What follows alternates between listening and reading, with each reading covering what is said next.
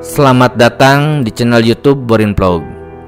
Di kesempatan ini, saya akan mengulas mengenai sejarah, legenda asal-usul, mitos, dan juga misteri dari Gunung Abo. Gunung Abo yang ada di Pulau Sulawesi. Bagaimana misteri, mitos, dan juga legenda asal-usul Gunung Abo ini? Silakan disimak berikut ini. Gunung Abo adalah salah satu gunung yang ada di Pulau Sulawesi. Gunung ini terletak di lingkungan Panaikang, Kelurahan Leang-Leang, Kecamatan Bantimurung, Kabupaten Maros, Provinsi Sulawesi Selatan.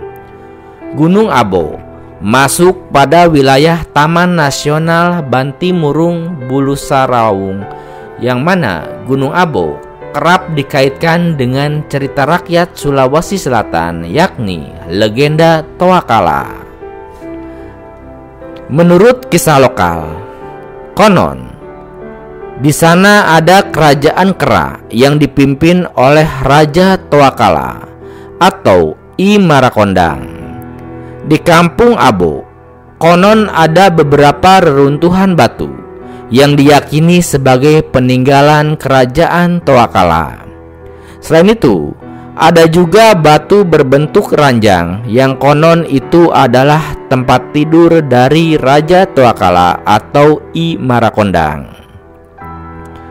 Lalu, bagaimana kisah legenda Toakala dan juga terkait dengan Gunung Abo ini? Berikut adalah kisahnya. Dikisahkan, ada sebuah kerajaan kera yang berada di Kampung Abo, Kelurahan Leang-Leang, Kecamatan Bantimurung. Kerajaan itu dipimpin oleh seorang raja bernama Toakala atau disebut juga I Marakondang. Raja ini digambarkan sebagai sosok kera yang tinggi besar, berbulu putih, dan pintar berbicara layaknya manusia. Toakala yang sangat senang berburu, pada suatu hari berangkat ke hutan mencari rusa. Namun saat di perjalanan, tepatnya di Telaga Kasih Kebo yang berada di atas air terjun Bantimurung, ia tidak sengaja melihat seorang wanita yang sangat cantik tengah mandi di danau tersebut. Wanita cantik itu rupanya adalah seorang putri dari kerajaan Patiro bernama I Bisudaeng. Sosoknya yaitu putri ini memiliki kulit putih dengan rambut yang sangat panjang. Bahkan untuk mengurai rambut panjangnya ini dibutuhkan 7 tiang jemuran. Hal itulah yang membuat Toakala mabuk cinta kepadanya. Sepulang dari berburu itu, Toakala mengirim utusannya ke kerajaan Patiro dengan maksud untuk meminang sang putri. Namun, perasaan cintanya berubah menjadi kemurkaan saat pihak Patiro menolak dan bahkan mengolok-olok dirinya. Konon, ia disebut tidak pantas memperistrikan Bisudaeng yang jelita lantaran ia hanyalah seekor kera. Ia pun akhirnya menculik Bisudaeng ke kerajaannya. Namun tidak berselang lama, Bisudaeng diselamatkan oleh seekor ular sanca besar dan lalu membawanya pulang ke kerajaan Patiro. Toakala pun kembali murka dan memerintahkan seluruh rakyatnya untuk bersiap menyerang kerajaan Patiro. Mendapat kabar akan diserang, nyali Raja Patiro pun ciut dan lalu mengatur siasat jahat. Ia mengutus panglimanya untuk bertemu dengan Raja Toakala. Ia pun berpesan agar Toakala datang melamar secara baik-baik dengan syarat seluruh rakyatnya harus ikut tanpa terkecuali. Sebelumnya, Raja Patiro sudah menyiapkan sebuah ruangan besar yang terbuat dari jerami yang direkatkan getah pinus. Saat rombongan datang, mereka pun disambut dengan kenduri oleh Raja Patiro di dalam ruangan tersebut. Raja Tuakala dan juga rakyatnya sama sekali tidak sadar bahwa semua itu hanyalah jebakan belaka. Belum usai menyantap makanan kenduri, ruangan besar itu sengaja dibakar oleh pasukan Patiro, khususnya dari arah luar, sehingga seluruh rakyat Tuakala terpanggang oleh api. Karena Raja Tuakala memiliki kesaktian, ia bersama satu ekor kera betina hitam. Kera betina hitam yang tengah hamil berhasil lolos dari kobaran api tersebut. Sembari berlari masuk ke hutan, kera hitam yang lolos itu menyeka api yang membakar hangus ekor dan juga pantatnya. Kera itulah yang kemudian beranak pinak menjadi Macaca Maura.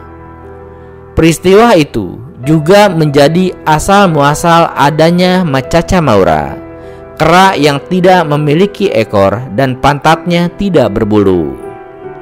Adapun Raja Tuakala yang telah marah sekaligus merasa bersalah, akhirnya memilih mengasingkan diri. Ia akhirnya menyepi ke dalam gua.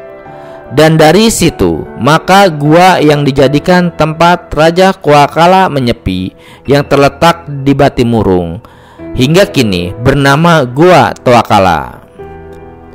Di sisi lain, setelah peristiwa nahas tersebut, Putri Bisu Daeng diliputi rasa bersalah. Ia menganggap kecantikannya menjadi malapetaka yang besar. Ia pun akhirnya mengutuk seluruh keturunannya agar tidak lagi berwajah cantik seperti dirinya. Kutukan inilah yang menjadi mitos di dusun Patiro. Jika ada wanita yang lahir cantik, ia tidak akan berumur panjang. Ya, itulah legenda Tuakala dan juga kampung serta Gunung Abo. Selain memiliki cerita legenda, Gunung Abo juga memiliki kisah mistis yang sempat viral dan bahkan sudah dikisahkan atau kisahnya sudah diangkat ke layar lebar baru-baru ini, yakni kisah dari seorang pendaki wanita bernama Epa yang hilang selama 4 hari di Gunung Abo. Dikisahkan Epa mendaki Gunung Abo. Ia mengungkap momen saat dirinya tiba-tiba hilang di gunung tersebut. Bermula ketika dirinya hendak buang air kecil di sungai yang ada di Gunung Abo.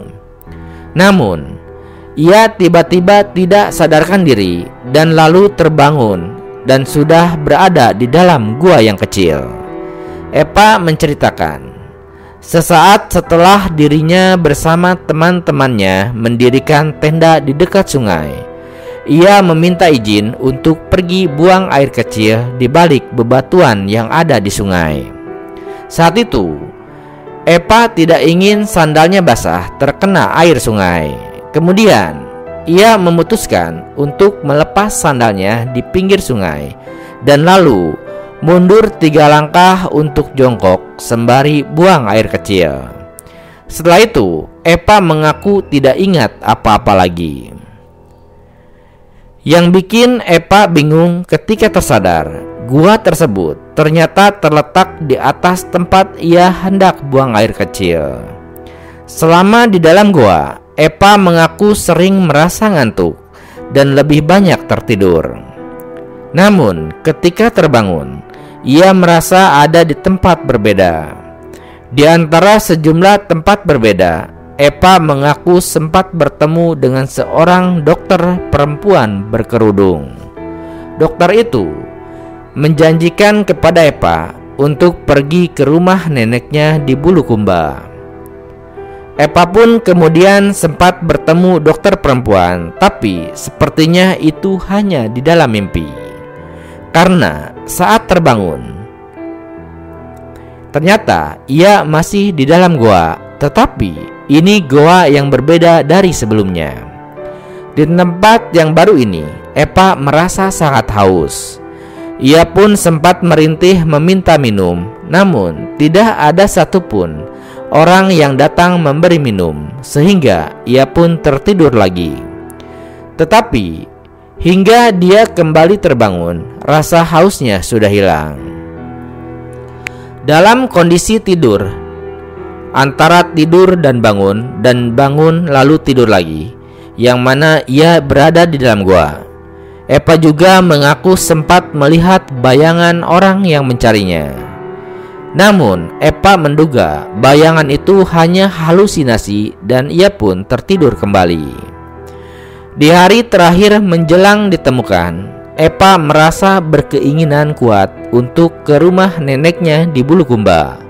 Bahkan saat itu ia merasa berada di rumah neneknya. Dokter berkerudung menepati janjinya membawanya ke rumah neneknya. Beragam makanan disajikan neneknya, namun ia tidak mau memakan suguhan tersebut. Epa justru meminta dibuatkan sirup jeli dan nanas. Saat itu sang nenek membuatkan jeli dengan sirup nanas di wadah besar sekali. Sambil mengobrol dengan sang nenek, ia pun menyantap sirup jeli dan nanas tersebut. Kembali terbangun dan sadar jika pertemuan dengan neneknya itu adalah hanya pertemuan di dalam mimpi. Saat terbangun, Epa menduga hari itu sedang subuh karena terlihat cahaya matahari di mulut gua. Tidak lama setelah menyampaikan doa dan petunjuk agar bisa keluar dari gua, ia pun mendengar sejumlah suara orang memanggil namanya. Saat itu juga ia mencium aroma parfum. Dan ternyata aroma parfum tersebut adalah berasal dari orang-orang yang sedang mencarinya. Tim SAR pun kemudian berhasil menemukan lokasi Epa. Ia ditemukan bersandar di balik batu di sebuah jurang yang sangat curam. Lokasi itu berada sekitar 2 km dari tempat Epa membuang air kecil, tidak jauh dari lokasi tenda mereka berdirikan. Saat ditemukan, Epa mengalami sejumlah luka dan juga memar di bagian kepala, memar di lengan, terus di siku, di lutut, hingga jempol kaki. Nah, itulah sejumlah legenda, cerita rakyat, dan juga kisah mistis yang ada di Gunung Abo. Terima kasih sudah menyimak kisah legenda, misteri, dan mitos Gunung Abo ini di channel YouTube Borin Vlog. Di channel ini Anda juga bisa menyimak berbagai kisah legenda dari sejumlah gunung lainnya, baik yang ada di Sulawesi maupun berbagai wilayah Indonesia. Terima kasih dan sampai jumpa di cerita lainnya.